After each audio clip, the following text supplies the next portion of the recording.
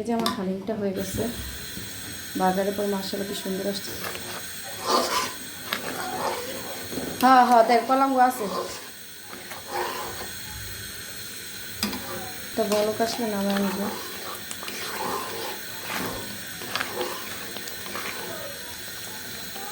লেবু রস দিয়ে দিব। মুগ ডালটা হালকা ভেজে নিতে হবে, তারপর এটার কাজ আমি দেখাবো আপনাদের কিভাবে ইনস্ট্যান্ট হালিম মিক্স তৈরি করে হালিম বানানো যায় বাসায় থাকা উপকরণ দিয়ে একদম সহজে, কোনো ঝাড় ঝামেলা ছাড়া অল্প টাকায়। এখানে আমি নিয়েছি কয়েক পদের ডাল। আমি এটা দেখাতে ভিডিওটা আগে করতে আমার খেয়াল ছিল না, পরে ভিজানোর পর মনে হয়েছে ভিডিওটা করলে ভালো হতো।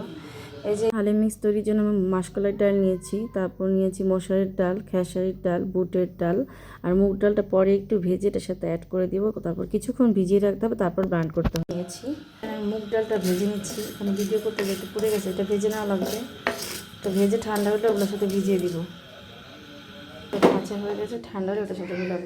তো আমার মুগ ডালগুলো ঠান্ডা হয়ে গেছে, এখন আমি ওটার সাথে মিলে আর কিছুক্ষণ ভিজাবো। তারপরে হচ্ছে সবগুলো আর একটু ধোবো, ধোয়ার পর এটা ব্লেন্ডার মেশিনে দিয়ে দিব। আধা ভাঙা করতে হবে, এটা পুরো ভাঙা করা যাবে না। যে আমার ডালটা ভিজে গেছে, এটাকে ব্লেন্ডারে আধা ভাঙা করবো। এটা করবো, এটা আগে মাংসটা বসাই, সেই ফাঁকে ব্লেন্ডারে ডালটা আধা ভাঙা করবো। তো তেলের মধ্যে আমি দারচিনি এলাচ দিয়ে দিয়েছি আগে, এখন একটু পেঁয়াজ দিব।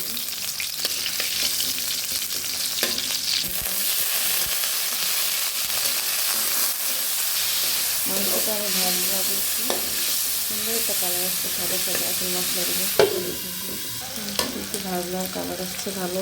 এখানে হালিমের মাংসটাকে একটু অন্যরকম পদ্ধতিতে রান্না করছি। এটা প্রথমে একটু দারচিনি এলাচ পেঁয়াজ দিয়ে ভেজে নিয়েছি, তারপর আদা রসুন জিরা ধনিয়া গুঁড়া যা যা লাগে দিয়ে মশলাটা দিয়েছি, তারপর পানি দিয়ে হলুদ মরিচ দিয়ে এটাকে এভাবে কষিয়ে নেবে। এটা একটু অন্যরকম হবে খেতে, ভাজা ভাজার একটা স্মেল, খুব ভালো একটা স্মেল আসছিলো এখানে এভাবে করে নেওয়াতে। তো এভাবে করলে অনেক সুন্দর হবে। আমি আমার স্টাইলে করছি, আপনারা চাইলে আপনাদের মতো করতে পারেন, যে যেরকম পছন্দ সেরকম।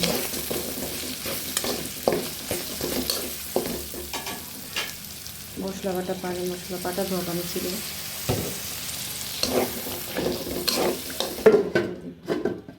এটার মতো ডালগুলো ভিজে একদম বড় বড় হয়ে গেছে, ওগুলো আমি ব্লেন্ডারে দিব। এখন স্ট্যান্ড দিয়ে আমি আজকে কিছুটার জন্য রেখে দিব, আর ডিপ ফ্রিজে বাকিটা রেখে আরেকদিন করবো।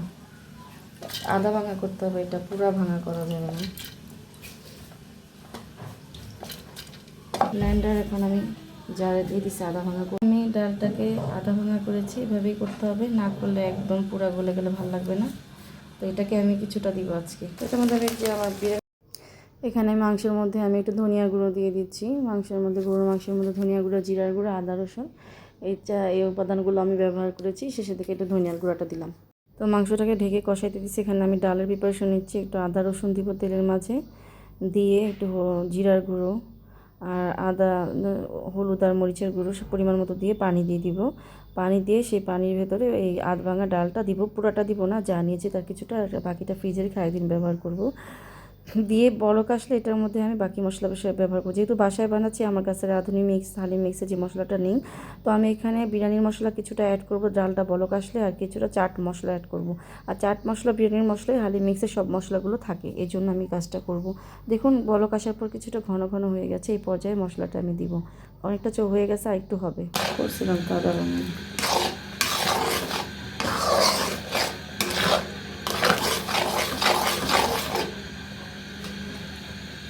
হওয়ার জন্য আমি জালটা একদম লো করে দিচ্ছি। ডালটা মাছ বরাবর হয়ে আসছে। একটু আমার কাছে তো হালিম মিক্স মশলা নেই, একটু বিরিয়ানি মশলা, এটার মধ্যে জাফরান জয়ফল সব আছে যেগুলো দিয়ে আর কি আপনার হালিমের মশলা বানায়, এটা একটু দিয়ে দিব অল্প, বেশি না। আমি চাট মশলা দিব একটু, চাট মশলা একটু বিরিয়ানি মশলা, দুইটা মিক্স করে যে মশলাগুলো হালিমের হয় ওই দুটাতেই থাকে।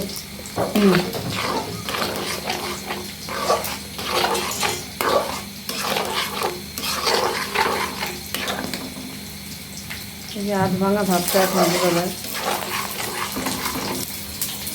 মশলাটা দেওয়া হয় না।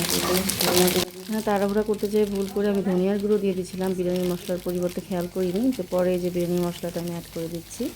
তো ওখানে একটু ভুল হয়ে গেছিলো আমার। আসলে ইফতারিতে বেশি টাইম আর বাকি ছিল না, এই জন্য খুব তাড়াহুড়া করছিলাম, আমার খেয়াল ছিল না। তো আমি দেখেছেন মাছ বরাবর যখন বলক আসছে প্রায় অর্ধ হয়েছে, তখন আমি একটু চাট মশলা বিরিয়ানি মশলা দিয়েছি, কারণ হালিমের মশলা আমার কাছে নেই, বানিয়ে নিতে হয়। তো ওই দুটার মধ্যে হালিমের মশলার উপাদান থাকে, ওই দিলেই হয়। তো আমার ডালটা এখন হয়ে আসে সেদ্ধ প্রায়, আমি এর মধ্যে মাংস মিশাবো। এই যে মাংসটা মিক্স করে দিলাম, মাংসটা মিক্স করে আবার দিতে দিলাম। এখন আমি বাগার করবো, বাগারের মশলা দিব। যে বাগারের জন্য পেঁয়াজ দিচ্ছি, বিশেষ করে পেঁয়াজ রসুন দিচ্ছি বাগারের জন্য। বাগারটাকে এই যে আমার হালিমটা হয়ে গেছে, বাগারের পর মাসালা কি সুন্দর আসছে। হ্যাঁ হ্যাঁ, দেখ কলামগো আছে,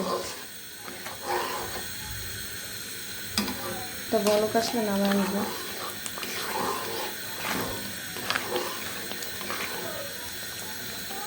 লেবু রস দিয়ে দিব, হালিমও দিয়েছি। সে বাসে ইফতারি দিব আমরা জান্নাতি।